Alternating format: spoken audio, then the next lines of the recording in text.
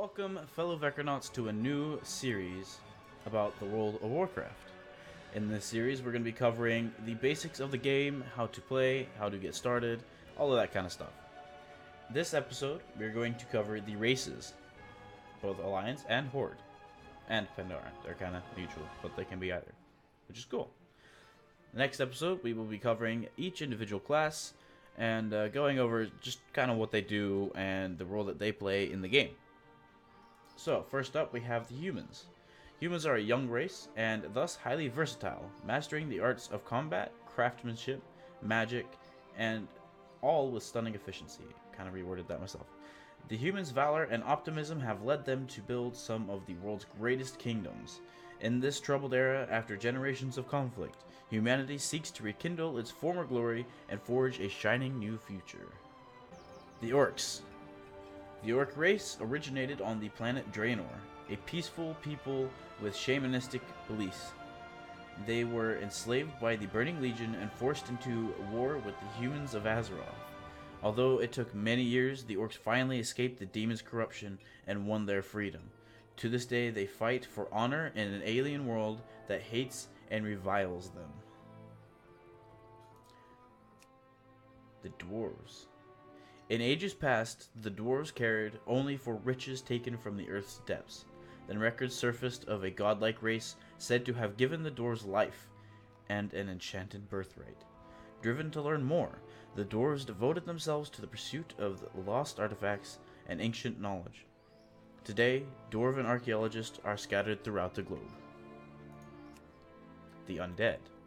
Once mindless slaves to the terrible Lich King, the gruesome Forsaken have overthrown his rule and now pledge loyalty to the wicked Banshee Queen Sylvanas. Under her reign, the Forsaken armies have reclaimed the ruined kingdoms of Lordaeron. Every day is a struggle against vengeful humans who wish to wipe them out, and a constant battle of wills against Horde allies who distrust the sinister motives of the undead.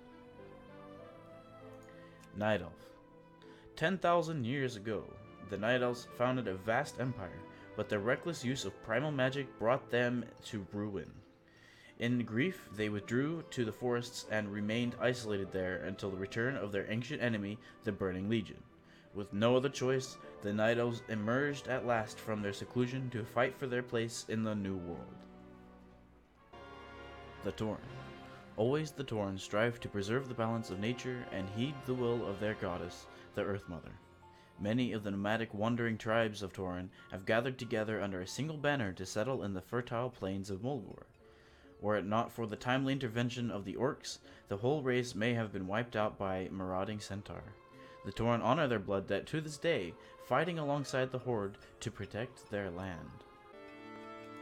Gnomes.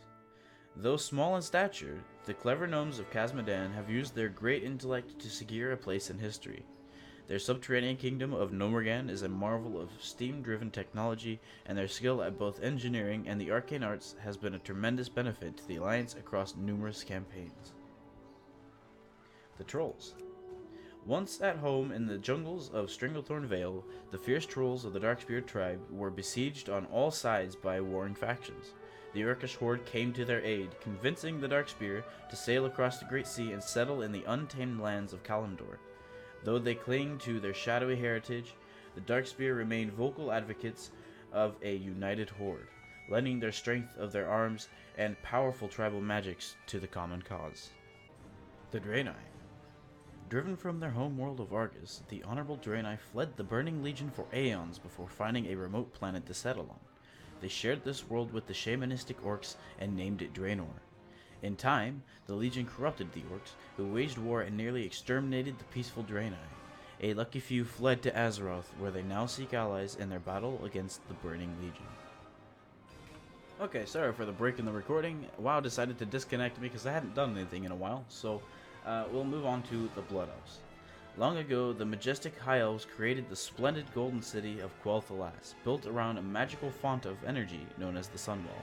When the Lich King destroyed their capital in the Third War, the survivors turned to the Horde for help. Now known as the Blood Elves, these refugees are all that remain of their glorious civilization.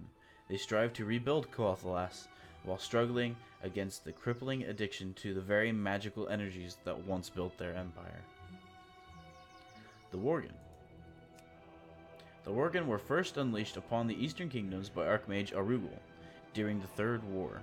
Primarily used as a weapon against the Scourge, the beast soon proved to be a burden greater than the humans of Lordaeron could bear.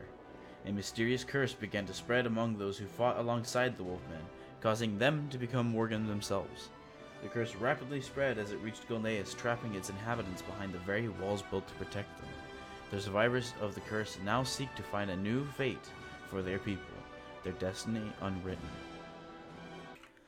Goblins. Originally the slaves of jungle trolls on the Isle of Kazan, the goblin race was forced to mine Kajamite ore out of the Undermine, deep in the bowels of Mount Kajaro. Unbeknownst to anyone at the time, the mineral had magical properties that caused the goblins to rapidly increase in both cunning and intelligence. Tinkering with their own powerful artifacts of engineering and alchemy in secret, the goblins overthrew their troll oppressors, taking over the island that they now call home. Quickly rising to prominence as masters of mercantilism, goblins and their global trade conglomerates dominate all commerce across Azeroth. The Pandaren. Shrouded in fog for ages, the ancient realm of Pandaria has remained unspoiled by war. Now that it has been rediscovered, Pandaren heroes are stepping forward to declare their allegiance to either the Alliance or the Horde. The most adventurous of the Pandaren come from the Wandering Isle, a mysterious land cut off from the rest of Azeroth and Pandaria itself. So, with that in mind, those are the races for both Alliance and Horde. They all have static bonuses that kind of just are passive. They don't, some of them are activated, but for the most part, they just kind of are part of your character. Some of these can be powerful in certain situations, where the others might not be as powerful in the same situation. We'll get to that later.